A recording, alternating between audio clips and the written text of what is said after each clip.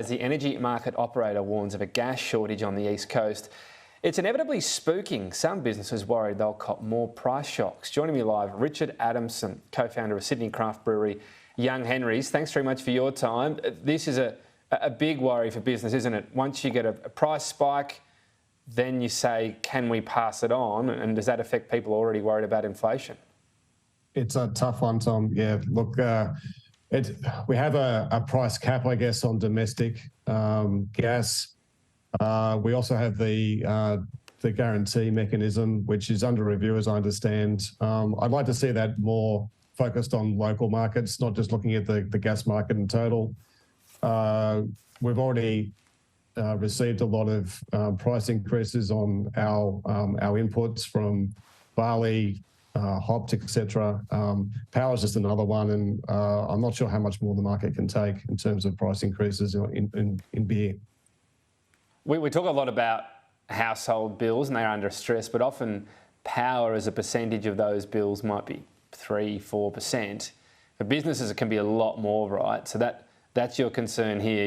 You try to absorb them where you can. You don't want that to overhear the punter going, geez, $13 for a pint, I'll stay at home next time. You know, that sometimes tipping over those little threshold amounts means people just go, oh, I can't cop this anymore. So that's the balance for you? It is the balance for us. Look, we've done as much as we can here at Young Henry's to reduce our power usage. We've got to deal with Pingala to have solar panels on our roofs here.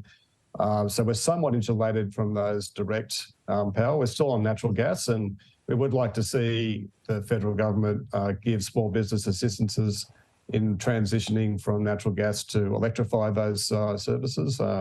For breweries, it's our boilers. We've invested a lot of money in that infrastructure to move to electrified, look at heat pumps, etc. In the May budget would certainly be welcome as well. What would that cost if you? So as you mentioned, a lot of households and businesses have this. There are certain things they can only use gas for at the moment. What sort of cost would you be looking at? Look, for a brewery our size, it's probably around $300,000 to $400,000. I think for smaller breweries, it's probably going to be maybe $100,000 to $200,000. So significant investment for breweries. But looking, long-term future, getting us off natural gas, moving to electrified, where we can have more inputs in terms of carbon neutral or green energy. That's going to be a better long-term solution for us.